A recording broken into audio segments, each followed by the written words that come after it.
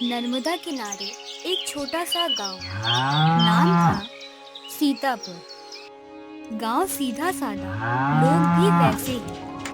पर हर घर की किस्मत एक जैसी नहीं होती। उसी गांव में दो बहनें रहती थीं, सरिता और काजल।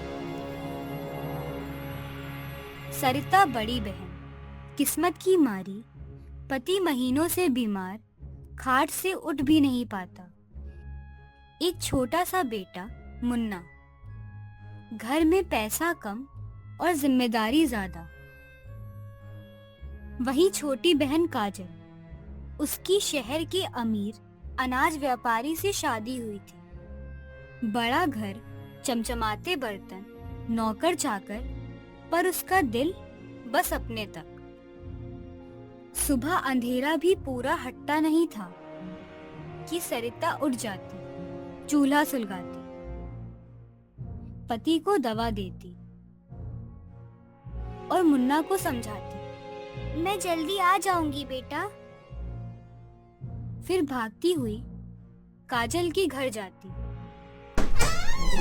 दरवाजा खुलते ही काजल के जहरीले शब्द, वाह दीदी, टाइम देखा है? मेरे घर का काम तुम्हारी मर्जी से होगा क्या?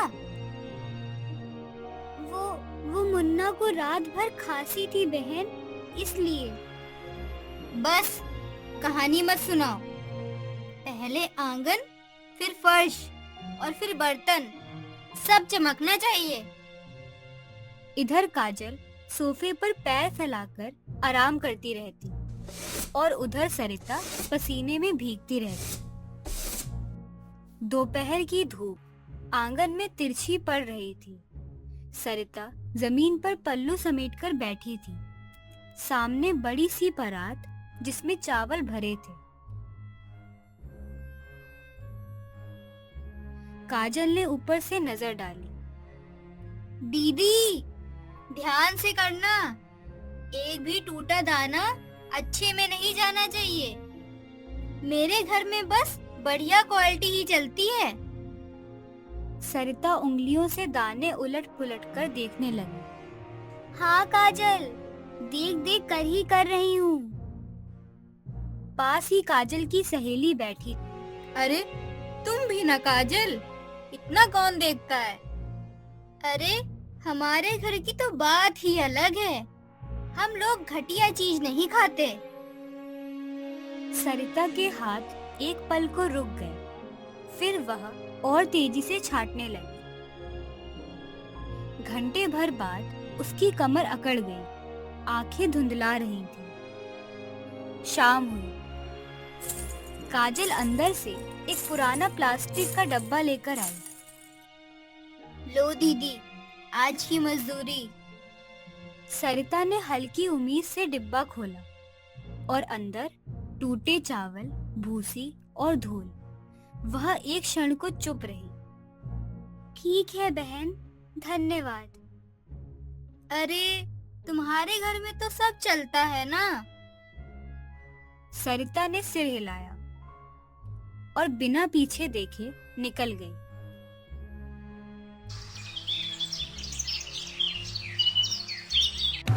गांव में ढोलक की आवाजें शुरू हो चुकी थी। बच्चे गली में रंग की पिचकारियों से खेल रहे थे। होली आने वाली थी। काजल ने आवाज लगाई, दीदी, आज जल्दी जल्दी काम निपटाओ, गुजिया बनानी है, मेहमान भी तो आएंगे होली मिलने। सरिता के हाथों में आटा, खोया, नारियल और मेवा वह दिल से मिला रही थी। घी में गुजिया गिरते ही छन्न की आवाज आई। खुशबू पूरे घर में फैल गई। सरिता के मन में एक तस्वीर आई। मुन्ना दोनों हाथों में गुजिया पकड़कर हंस रहा है। इधर ड्राइंग रूम में, वाह, इस बार तो गुजिया कमाल की बनी है। हाँ, काम वाली दीदी ने जो बनाई है, हाथ में स्वाद तो है इसके। सरिता दरवाजे के पास खड़ी थी। चेहरे पर हल्की मुस्कान, आंखों में इंतजार। शाम ढली, मेहमान चले गए। काजल ने फ्रिज खोला, एक पुरानी थैली निकाली। दीदी, ये ले जाओ। ये क्या है काजल? अरे, कल की बची खीर है, फेंकना नहीं चाहती थी, तो तुम ही ले जाओ। सरिता ने थैली पकड़ी, ठंडी जमी हुई खीर। उसने गुजिया की तरफ एक बार देखा, फिर थैली अपने थैले में डाल दी। ठीक है बहन, होली मुबारक। हाँ हाँ। सरिता बाहर निकली। गली में बच्चे चिल्ला रहे थे, होली है। और उसके अंदर जैसे रंग नहीं, बस सन्नाटा रह गया। उस दिन सच में उसका दिल टूट गया। शाम ढल रही थी, लोग होली की तैयारी में थे, पर सरिता के अंदर जैसे कोई त्योहार बचा ही नहीं था। उसके हाथ में काजल की दी हुई बासी खीर की थैली थी। पैर भारी और मन उससे भी भारी। रास्ते में वो पुराना पीपल का पेड़ आया, जिसके नीचे न्याय के देवता विराजमान थे। तभी बारिश की पहली बूंद गिरी। सरिता रुक गई, थैली जमीन पर रख दी और वहीं बैठ गई।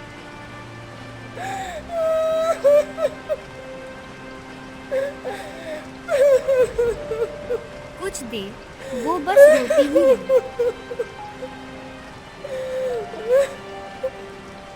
फिर आसमान की तरफ देखा। हे भगवान, मैं बहुत थक गई हूँ।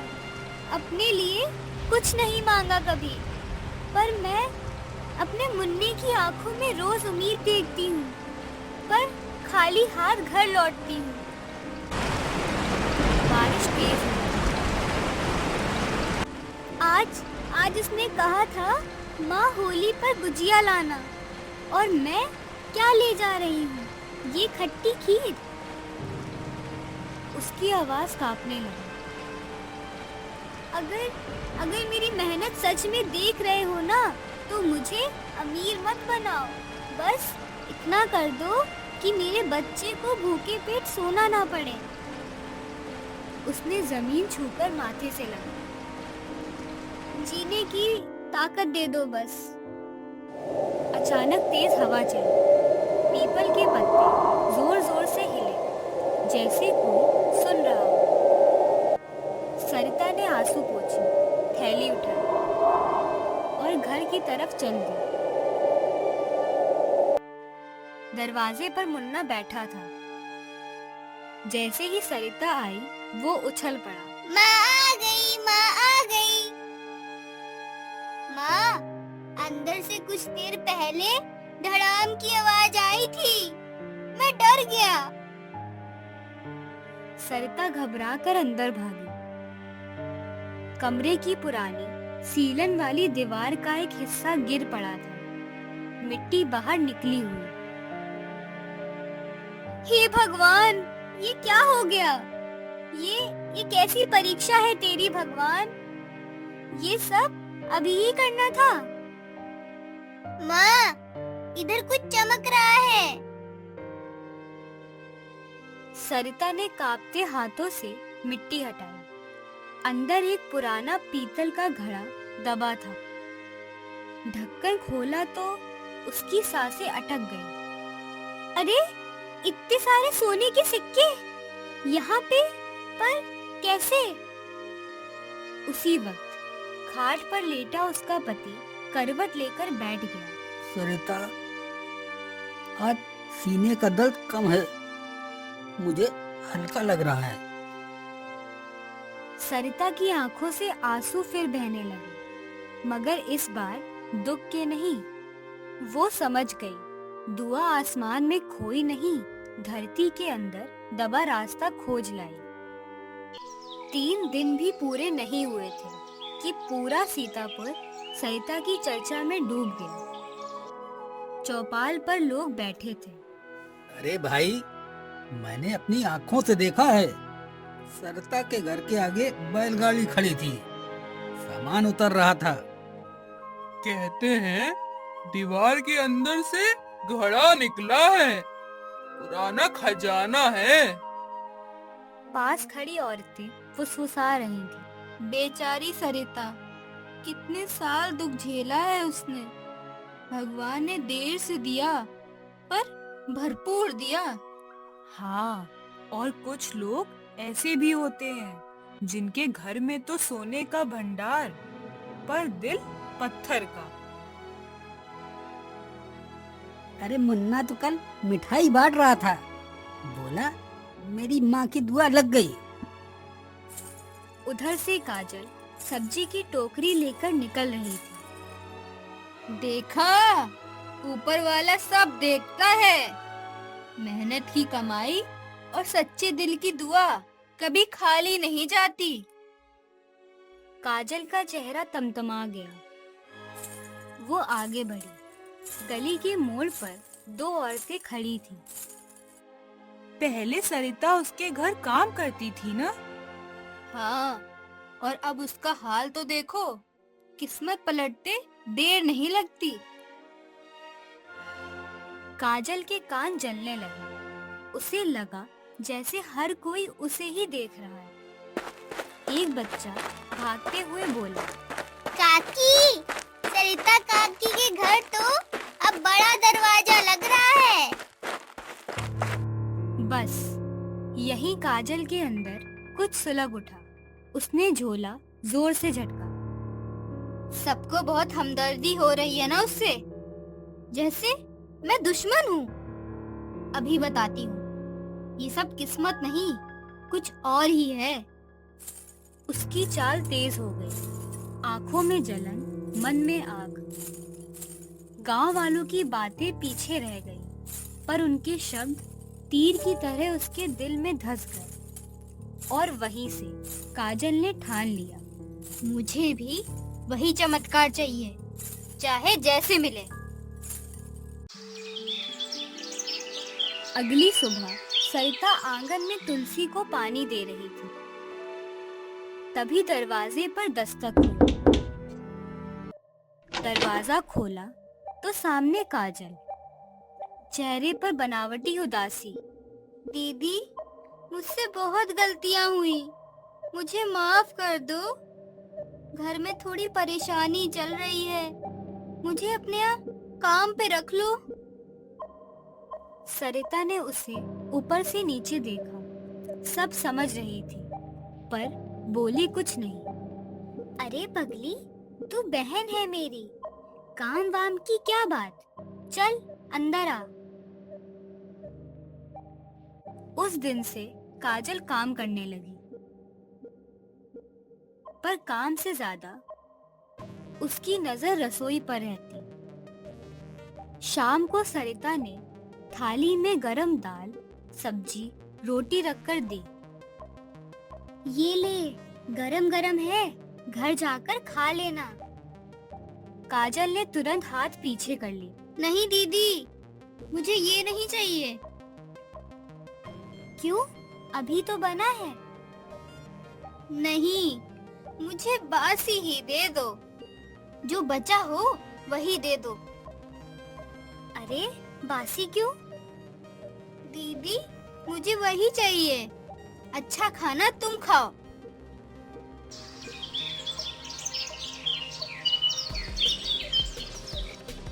तीन दिन यही चलता रहा। सरिता समझ रही थी ये सीधी नहीं है, कुछ और चल रहा है इसके मन में। चौथे दिन शाम को काजल सीधे उस पीपल के पेड़ के नीचे पहुंची। वो पत्थर के सामने बैठी, मगर आंखों में आंसू नहीं, लालच था।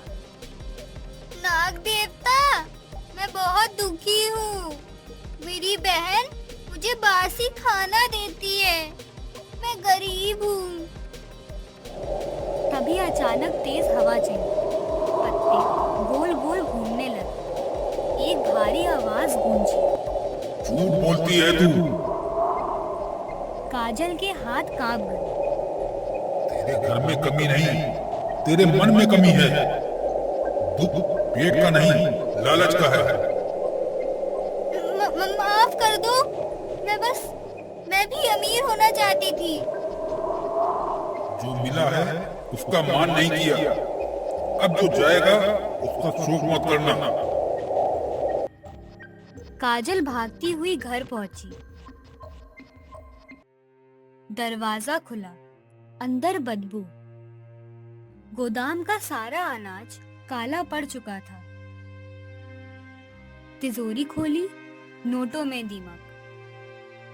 तभी उसका पति अंदर आया।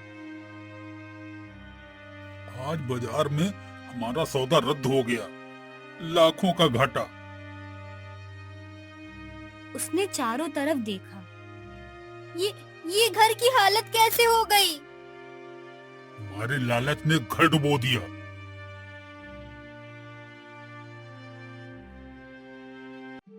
उधर सरिता अपने आंगन में बैठी थी।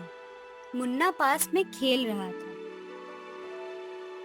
पति तुलसी को पानी दे रहा था। सरिता ने आसमान की तरफ देखा, चेहरे पर शांति। उसने कभी बदला नहीं लिया, बस मेहनत की और दुआ की। और कभी कभी यही दो चीजें सबसे बड़ा चमत्कार कर देती। दरवाजे पर धीमी सी आवाज आई। सरिता ने दरवाजा खोला। सामने काजल खड़ी थी। ना गहने, ना सजी साड़ी और ना ही आंखों में घमंड, बस सूजी हुई आंखें और झुका हुआ सिर। कुछ पल दोनों बस एक दूसरे को देखती रही। दीदी, मैं हार गई। सरिता बस उसे देखती रही। मुझे लगा भगवान से भी चालाकी कर लूंगी, दूसरों का हक छीनकर अपना घर भर लूंगी, पर मैंने अपना ही घर खाली कर लिया। उसकी आवाज कांप रही थी। तूने कभी बदला नहीं लिया और मैं तेरा बुरा चाहती रही। सरिता धीरे से बोली। अरे पगली, अंदर आजा। काजल चौंकी। इतना सब होने के बाद भी रिश्ता तोड़ने से घर नहीं बसते और नफरत रखने से पेट भी नहीं भरता। काजल की आंखों से आंसू गिर पड़े। वो अंदर आई। मुन्ना ने मासूमियत से पूछा, माँ, ये कौन है? बेटा, ये तेरी मासी है। रास्ता भटक गई थी, पर अब घर आ गई। काजल फूट फूट कर रो पड़ी। खा ले, गरम है। काजल के हाथ कांप रहे थे। मैं इसके लायक नहीं। इंसान गलती से छोटा नहीं होता, बल्कि गलती मानने से बड़ा होता है। बाहर पीपल के पत्ते हवा में हिले, जैसे कहीं दूर कोई मुस्कुरा रहा हो। काजल, भगवान को कहानी नहीं सुनानी पड़ती, वो दिल का हाल खुद पढ़ लेते हैं। सच्ची पुकार दुआ बनती है और लालच वाली पुकार सजा।